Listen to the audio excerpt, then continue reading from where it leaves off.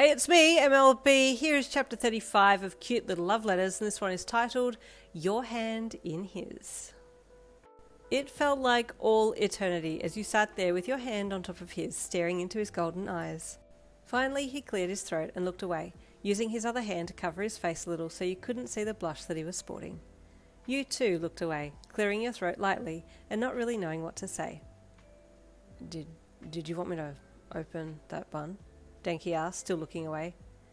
Oh, please, you said, passing it back to him. Regretfully, he removed his hand gently from under yours and then took the plastic that was covering the bun in both hands and pulled on it so that it would open the packet, and then he passed the bun back to you. You took it happily in both hands and started to munch on it, but you really wanted to be touching his hand again. A few times you glanced down beside you to see if he had put his hand back there, but at first he hadn't. Then you noticed he placed his hand there, and you looked away as you let your right hand slip from holding onto the bun and placed it gently down on top of his. Oh, he said quietly, and then smiled to himself when he looked down and saw your hand on his. Yeah, I like this, he added softly with a small chuckle. Hey, can I hold your hand? He asked. You looked at him, half pausing in your chewing before nodding your head, and he flipped his hand over so that his palm was facing up, and then you rested your hand in his, feeling like your hand was really tiny in comparison to his. So, we should hang out sometime outside of school, he said, as he rested his head back against the wall behind him, still looking at you with your cheeks filled with honey bun. That would be really nice, you said with a nod of your head and a smile once you'd swallowed the food down. Cool. We'll plan something soon, he said with a small squeeze to your hand. You smiled bashfully again and looked away, but the bell ringing to signal the end of lunch made you look up. Damn, Denki grunted. I could sit here all day, holding your hand. You felt exactly the same. Holding his hand was amazing. It was such a simple touch, but you felt like you could conquer the world right now. Can I at least hold your hand to the door?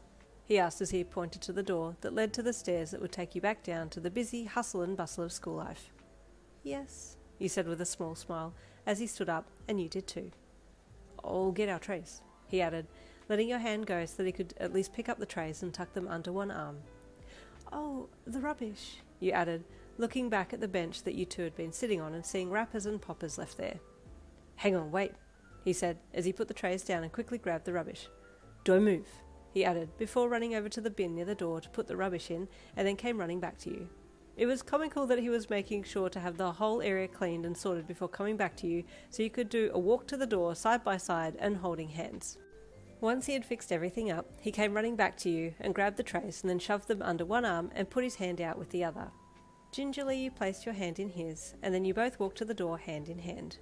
It felt so warm, so sweet, so lovely, that short walk to the door, and then you stood there for a second together after having reached your destination and just held hands.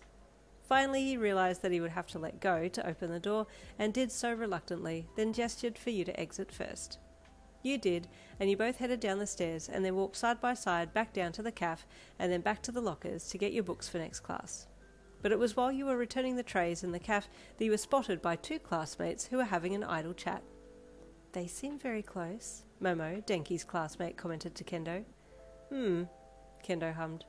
I assume everything's going well, but I think they might need a little help to move to the next stage.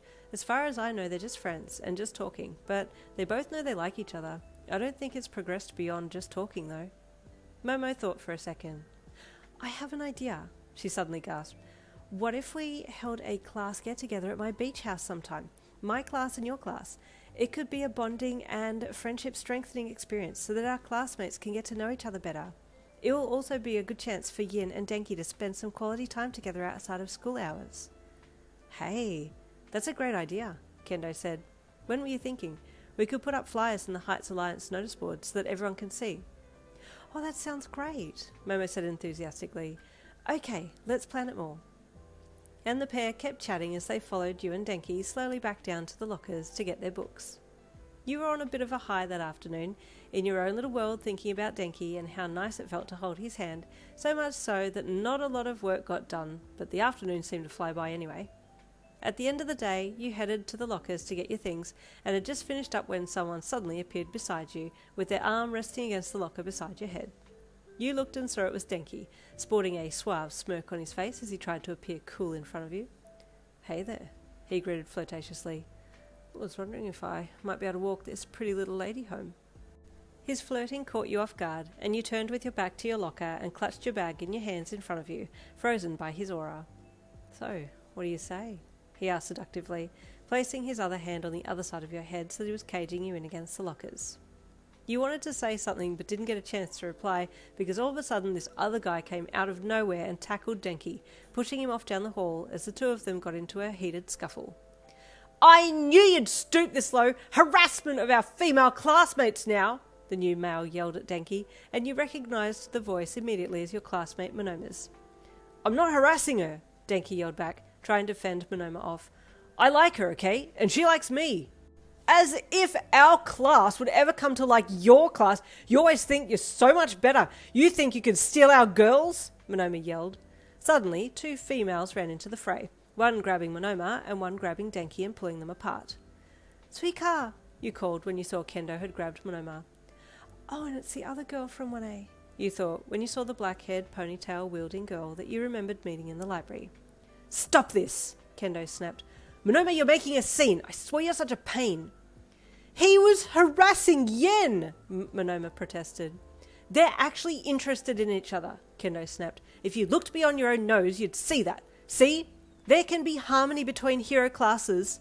Monoma kept on complaining as Kendo dragged him away and Momo apologised to Denki. "Are you okay? I'm so sorry that happened. I'll talk to Kendo about it later," she said with a bow.